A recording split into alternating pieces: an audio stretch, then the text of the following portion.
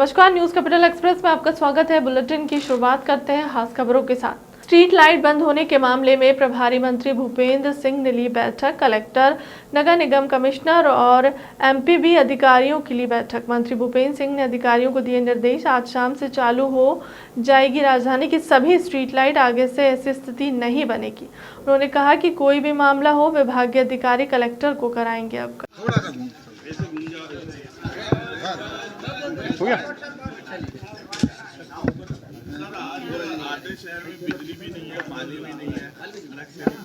नहीं, ऐसी स्थिति नहीं है। मूलतः जो आपका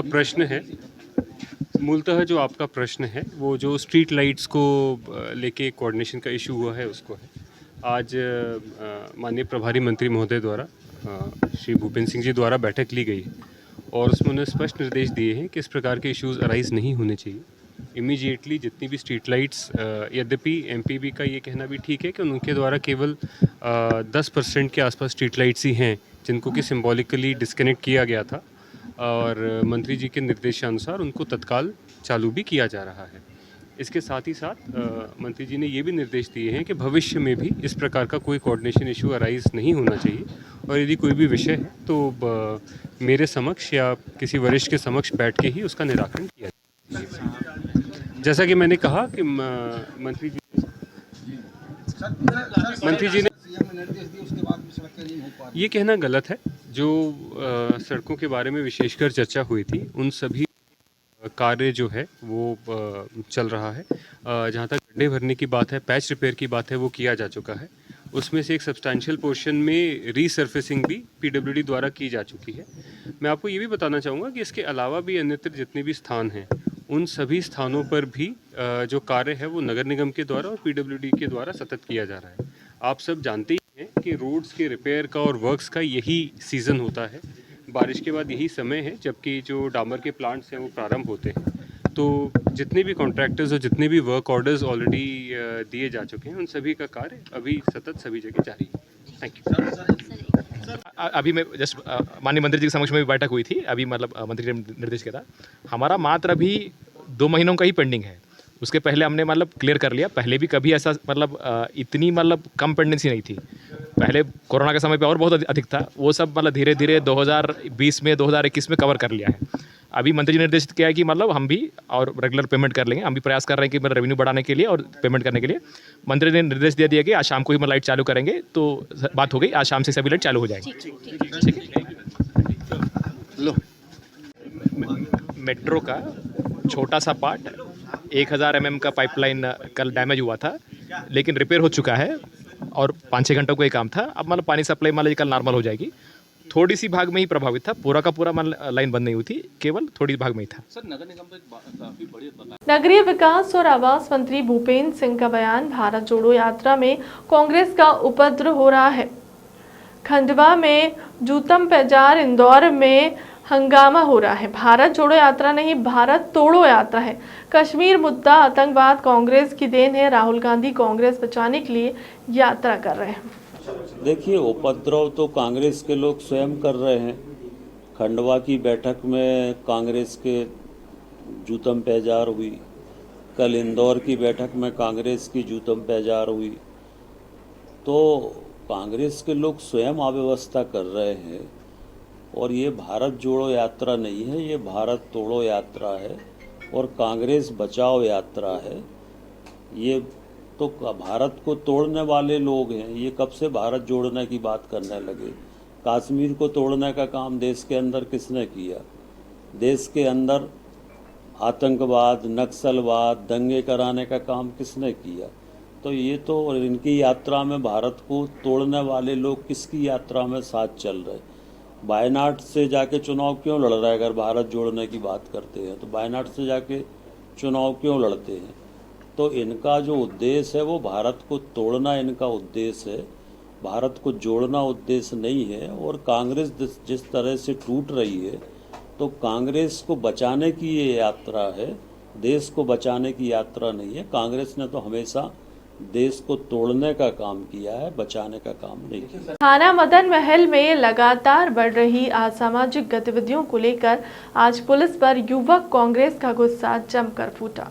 इस मौके पर कांग्रेस के युवा नेता समर्थ अवस्थी के नेतृत्व में क्षेत्र की जनता ने थाने का घेराव करते हुए जमकर प्रदर्शन किया। इस मौके पर युवा कांग्रेस नेताओं का कहना है कि क्षेत्र में निर्मित NMT पार्क में क्षेत्र के लोग लगातार आया करते हैं, लेकिन कुछ दिन से शराबियों का अड्डा बन चुका है। यहां पर शाम होते ही शराबियों का जमघट जम जाता है, जिस कारण यह पार्क अहाते के रूप में तब्दील हो गया है। वहीं अगर क्षेत्रीय जन इन नशेड़ियों को यहां फैल रही विसंगतियों को लेकर मना करते हैं तो यह नशेड़ी मरने मारने पर उतारू हो जाते हैं। ऐसा कुछ दिनों से पूर्व के क्षेत्र के एक रहवासी के साथ हुआ। जब शराब पी रहे लोगों को उनके द्वारा मना किया गया तो उन्होंने बुरी तरह से मारपीट कर उन्हें घायल कर दिया। शराबखोरी बंद करो, बंद करो, बंद करो, जनता पे अत्याचार बंद करो, बंद करो, बंद करो। युवराज सिंह हाय हाय, हाय हाय हाय हाय, जबलपुर प्रशासन हाय हाय, हाय हाय हाय, जबलपुर SP हाय हाय, हाय हाय हाय, थाना मदन महल हाय हाय, हाय हाय हाय। चार टाके आँख के ऊपर आए हैं और छाती से हमारा 16 टाके आए हैं और खून की 2 बार उल्टी हुई, आईसीयू में एडमिट है। तो इस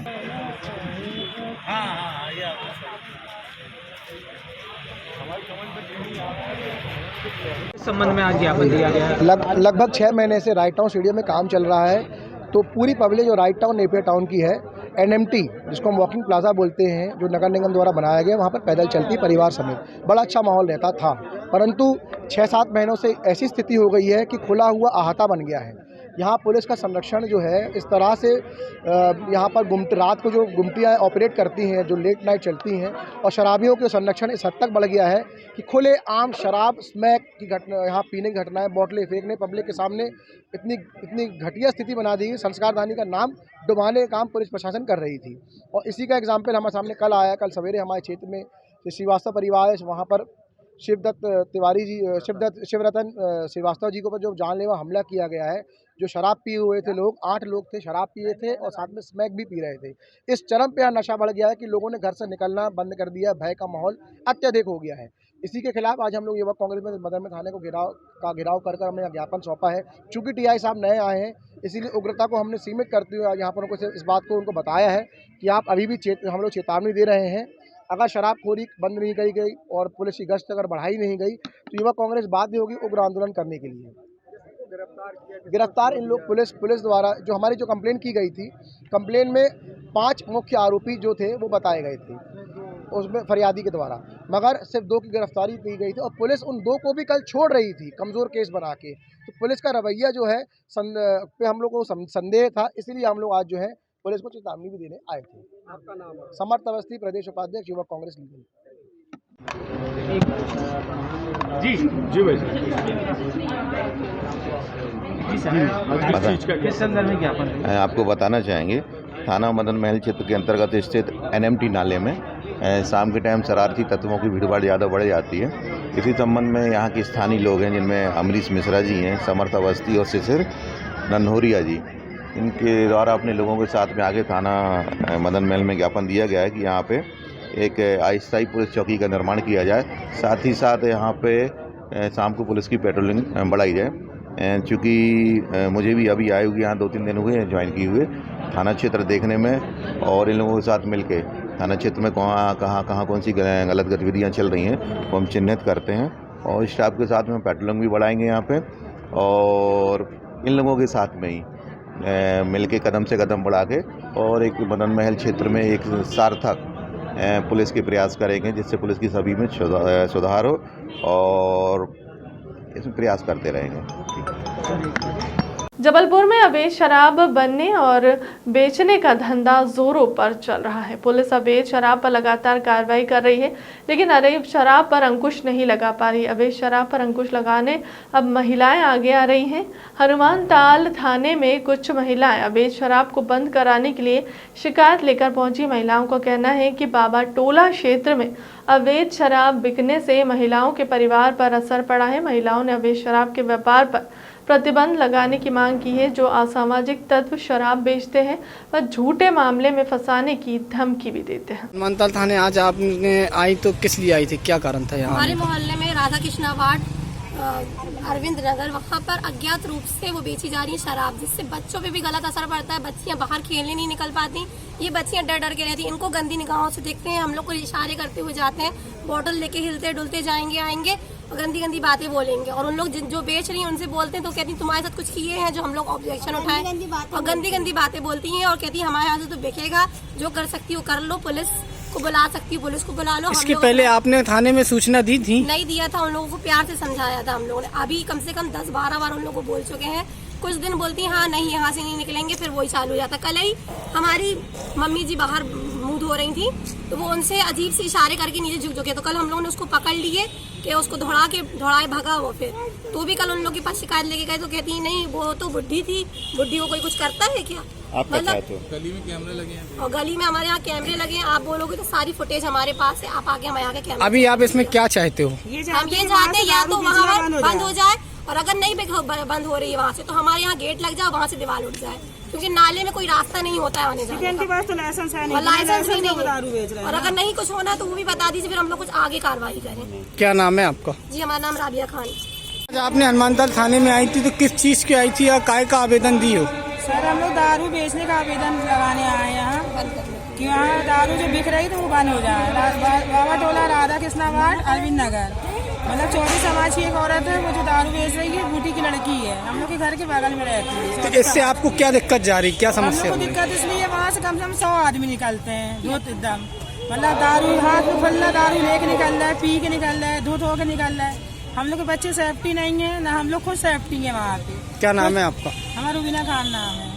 ये आज किस चीज का ज्ञापन सौंपने आए थे? ये ट्रेंडिंग नीम से छछरा से कुछ महिलाएं आई थी जो वहाँ पे शिकायत करने के लिए कि एक महिला इनको परेशान कर रही है, नाले का विवाद है, वहाँ पे चीपी रख दिया है, जो कि बोल रही हैं कि वहाँ से निकलने नहीं दे रही, हमसे विवाद कर रही है। होशंगाबाद जिले के सोहागपुर थाना क्षेत्र में चोरी के संबंध में कवरेज करना अधिमान्य पत्रकार को महंगा पड़ गया। सोहागपुर थाना पुलिस ने आनन फानन में चोरी के शक में कवरेज कर रहे 3 पत्रकारों को गिरफ्तार कर एफआईआर दर्ज कर दी। पत्रकारों पर एफआईआर के बाद से जनता के बीच में लगातार चर्चा बनी हुई है। चोरी का माल खरीदने वाले जे.के.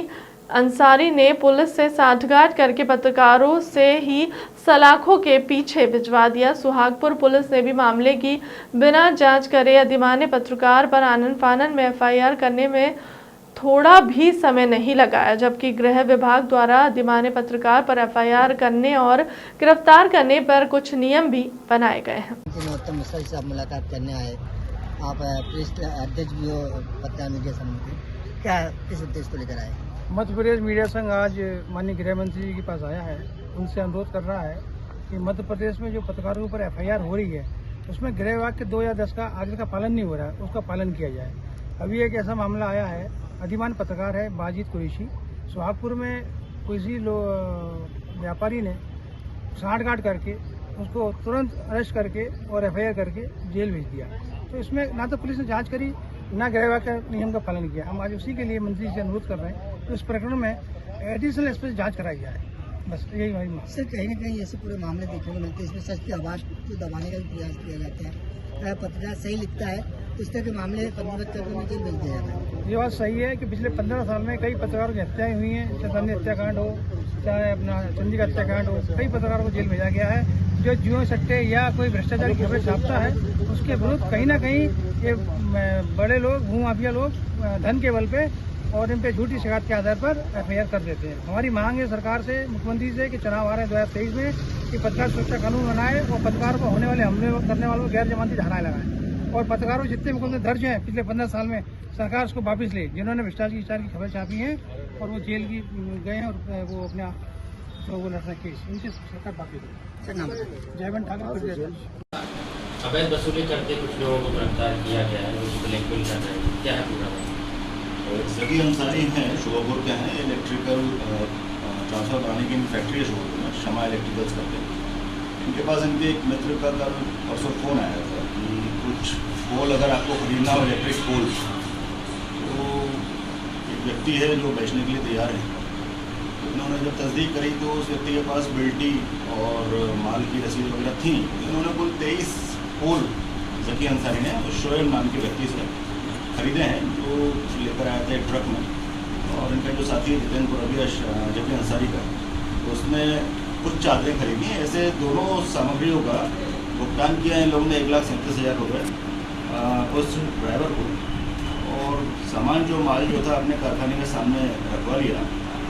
कल शाम को कुछ 5:30 बजे करीबन जकी अंसारी के कारखाने पे 3 लोग पहुँचे हैं, जिन्होंने अपने आप को भोपाल से आना बताया है और दैनिक प्रदेश सत्ता का पत्रकार बताया है। और उनके द्वारा वहाँ वीडियोग्राफी कवरेज किया जाने लगा। जब इसके द्वारा पूछा गया जकी अंसारी के द्वारा कि आप ये क्या कर रहे हैं, तो उन्होंने अपने आप को बोला कि आपने माल जो है चोरी का खरीदा है और इसके खिलाफ पथरोड़ा थाने में अपराध दर्ज है। और जकी अंसारी को डरा धमका के पुलिस ने रिपोर्ट करने का वास्ता देकर इनसे रुपयों की मांग की, तो जकी अंसारी ने इनसे मना किया। फिर भी इनके द्वारा 6 लाख रुपये की मांग की गई उनसे। जकी अंसारी के द्वारा और इसके साथी जितेंद्र पुरबिया जिसको ये ब्लैकमेल कर रहे थे, एक दिन का समय मांगा है। इस पर ये राज़ी हुए। कल सुबह आज सुबह ये पुनः वहाँ पहुँचे हैं शोभापुर जकी अंसारी के पास, और फिर इसको दबाव बनाया है सोशल मीडिया पे इसका वीडियो वायरल करने का, सारी चीज़ें करने का, और ऐसे उससे डरा धमका के 2 लाख रुपये लिए हैं। जकी अंसारी को जब शक हुआ कि सारे मामले में पुलिस अप्रोच नहीं कर रही है, पुलिस नहीं आ रही है किसी प्रकार की जाँच करनी है, तो उसने इसकी सूचना पुलिस को दी है। शोभापुर पुलिस पहुँची है, मौके पर तस्दीक की है, तो ये सारा मामला प्रकाश में आया है। इन तीनों व्यक्तियों पर, जिनका नाम है वाजिद खान है, भोपाल के हैं, एक पवन सोनी है, ये भी बाक्सेबनिया भोपाल के हैं, एक राजेश धाकड़ हैं, ये पिपरिया के हैं, अल्फिलहाल भोपाल में ही रह रहे हैं। तीनों अपने आप को प्रिंट मीडिया का पत्रकार बता रहे हैं। उनके खिलाफ अपराध दर्ज किया गया 384 120 बी के तहत, और उनको गिरफ्तार किया है। उनसे जकी अंसारी से लिए गए 20,000 रुपये, सॉरी 2 लाख रुपये जब्त किए हैं। जकी अंसारी के पास जो माल बरामद हुआ है, भाई आप स्वयं बता रहे हैं कि किसी बिल्टी से उन्हें लिया था माल, मतलब माल उनका नहीं था। माल वो ड्राइवर था। जकी अंसारी के पास जो माल बरामद हुआ है, भाई आप स्वयं बता रहे हैं कि किसी बिल्टी से उन्हें लिया था माल, मतलब माल उनका नहीं था। माल वो ड्राइवर था, गोल्डन ट्रांसपोर्ट है। तो इससे संदेह की सुई उनके ऊपर नहीं जाती कि ये खुद माल चोरी का ले रहे थे? नहीं, उसके द्वारा बिल्टी चेक की गई है, माल चेक किया गया। बिल्टी मेरे नाम की नहीं है, बिल मेरे नाम का नहीं है, मैं माल रख लेता हूँ 1,37,000 रुपये देकर, तो क्या मैं चोर नहीं हुआ? ये तो जांच का विषय है, वो चोर है या नहीं तो वो उस पर भी काउंटर केस होना चाहिए या नहीं? तो जांच के बाद जो आएगा देखा जाएगा। इसमें फरियादी कौन है? फरियादी जकी अंसारी। जकी अंसारी के ऊपर भी आप जांच बैठा लेंगे कि आपने ये माल लिया क्यों था? नहीं, ऐसे कोई तथ्य आएंगे तो बिल्कुल जांच की जाएगी उसकी। जी, की जाएगी। जी, धन्यवाद। सर, ये माल कहाँ से कहाँ जा रहा है? इंदौर से ये माल आया था इटारसी आने के लिए, इटारसी में आते हुए शोभापुर में आके अनलोड हुआ। ट्रांसपोर्ट का पार्टी बना जाएगा, ट्रांसपोर्टर था जो? हाँ, जांच का विषय है। अगर वो उसमें पार्टी बनेगा तो वो माल उस जगह के इस जगह लेके क्यों आया? हाँ, तो जांच का विषय है। सर, और पथरोड़ा थाने में कोई मामला दर्ज हुआ इसी को? हाँ, पथरोड़ा में इसकी जांच चल रही है, संभवतः वहाँ भी कोई अपराध दर्ज होगा। तो सर, इसके साक्ष्य मिल चुके हैं कि जो जिनके ऊपर आरोप लगाए गए हैं, गिरफ्तार किया गया है कि उन्होंने जो पैसे लिए हैं वो पास मिला है क्या? पैसा 2 लाख बरामद हुआ है इनसे। जकी अंसारी से 2 लाख रुपये लिया है, वो बरामद हुआ है। और सर, इनकी कार भी जब्त की? कार भी जब्त की। ट्रांसपोर्टर कंपनी का नाम गोल्डन ट्रांसपोर्ट है, golden Hoshangabad golden transport Indore, उसके द्वारा ये माल लोड कराया गया था इटारसी के लिए, जो इटारसी ना आकर ये शोभापुर आया। इटारसी पथरोटा के नाम से शायद माल बिल्टी हुई होगी। हाँ, वहाँ पार्टी कौन है? वहाँ पे पथरोड़ा थाने से आपको बात करना। अच्छा, ठीक है। मतलब वो भी नेता प्रतिपक्ष डॉक्टर गोविंद सिंह, पूर्व मंत्री अजय सिंह, राहुल भैया, अरुण यादव, जयवर्धन सिंह, युवक कांग्रेस प्रदेश अध्यक्ष विक्रांत पुरिया और प्रदेश मीडिया अध्यक्ष के मिश्रा का संयुक्त बयान। राहुल गांधी की भारत जोड़ो यात्रा में उपद्रव करवा सकती है भाजपा। भारत जोड़ो से संबंधित यात्रा में एक युवक का हथियार लेकर आना खतरनाक है। कांग्रेस के पूर्व राष्ट्रीय अध्यक्ष राहुल गांधी की भारत जोड़ो यात्रा से सत्ताधारी भारतीय जनता पार्टी बुरी तरह बौखलाई गई है। आगामी 20 नवंबर को राहुल गांधी की यात्रा मध्य प्रदेश में प्रवेश कर रही है, लेकिन इस यात्रा से पहले ही यात्रा से संबंधित डॉक्टर गोविंद सिंह की यात्रा में जिस तरह से एक व्यक्ति कट्टा लेकर प्रदेश पर गया। नमस्कार। कल भिंड जिले में भारत जोड़ो यात्रा के दौरान जब यात्रा ग्वालियर सीमा पर पहुंचने वाली थी, उस समय ही किसी व्यक्ति ने वहां पर फायरिंग करने का प्रयास किया था, जिसके बारे में डॉक्टर गोविंद सिंह जी, जो हमारे माननीय नेता प्रतिपक्ष हैं, उन्होंने भी कल उल्लेख किया है। जैसे ही राहुल जी की यात्रा जो वर्तमान में महाराष्ट्र में है, जैसे ही मध्य प्रदेश के पास आ रही है, कुछ ऐसे असामाजिक तत्व हैं जो शायद प्रयास करेंगे कि कोई विपरीत घटना हो जाए। और क्योंकि भारत जोड़ो यात्रा का मूल संदेश है कि पूरे देश में प्रेम, सद्भाव रहे, सांप्रदायिक सद्भाव रहे, तो ऐसे समय में अगर कोई विपरीत घटना होती है तो इससे बहुत खराब संदेश जाएगा मध्य प्रदेश के प्रति। मेरा विशेष आग्रह है माननीय मुख्यमंत्री जी से, माननीय गृह मंत्री जी से, कि जब राहुल गांधी जी प्रवेश करेंगे 20 तारीख को मध्य प्रदेश में, लगभग 2 हफ्तों के लिए उनकी यात्रा मध्य प्रदेश में रहेगी। ऐसे समय पे जिम्मेदारी बनती है प्रदेश सरकार की, हर व्यक्ति की, कि माहौल मध्य प्रदेश में उस समय सकारात्मक रहे, क्योंकि आखिर जिन राज्यों में राहुल गांधी जी पैदल चल रहे हैं, उन राज्यों में कोई चुनाव भी नहीं है, सिर्फ और सिर्फ राहुल जी का एक ही संदेश है। कल भिंड जिले में हमारे नेता प्रतिपक्ष माननीय डॉक्टर गोविंद सिंह जी की भारत जोड़ो यात्रा के दरमियान उस यात्रा पर हमला किया गया और गोली चालन भी हुआ है। मध्य प्रदेश और पूरे देश में जिस तरह से आदरणीय राहुल गांधी जी की भारत जोड़ो यात्रा को समर्थन मिल रहा है और ऐतिहासिक लोग उनकी भीड़ उनकी यात्राओं में सम्मिलित हो रहे हैं, इससे पूरी भारतीय जनता पार्टी में बौखलाहट है। मध्य प्रदेश में भी जो भिंड में हुआ, ये स्पष्ट करता है कि राहुल गांधी जी की यात्रा से पूरे मध्य प्रदेश की भारतीय जनता पार्टी में भी बौखलाहट है। और मुझे पूरी आशंका है कि जो भारत यात्रा राहुल जी की 20 नवंबर को मध्य प्रदेश में आने वाली है, उस दरमियान भी कोई इस तरह की घटना मध्य प्रदेश में न हो। मैं प्रदेश की सरकार को और विशेष रूप से गृह मंत्रालय के मंत्री जी को चेता देना चाहता हूं कि माननीय राहुल गांधी जी की यात्रा के दरमियान इस तरह की कोई घटना न हो, ये जिम्मेदारी प्रदेश की सरकार की है।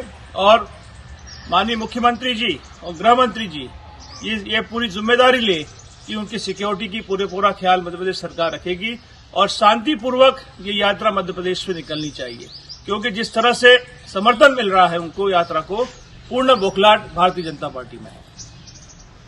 स्ट्रीट लाइट बंद होने के मामले में प्रभारी मंत्री भूपेंद्र सिंह ने ली बैठक। कलेक्टर, नगर निगम कमिश्नर और एमपीबी अधिकारियों की ली बैठक। मंत्री भूपेंद्र सिंह ने अधिकारियों को दिए निर्देश, आज शाम से चालू हो जाएगी राजधानी की सभी स्ट्रीट लाइट। आगे से ऐसी स्थिति नहीं बनेगी, से कोई भी मामला होगा तो विभागीय अधिकारी कलेक्टर को कराएंगी अवगत। देखिए, आज जिला प्रशासन, कलेक्टर भोपाल, कमिश्नर नगर निगम भोपाल और विद्युत मंडल के अधिकारियों के साथ एक संयुक्त बैठक हुई है और भोपाल में ये जो कुछ जगह विद्युत कटौती को लेकर जो स्थिति बनी है, उसको लेकर सारी जानकारी ली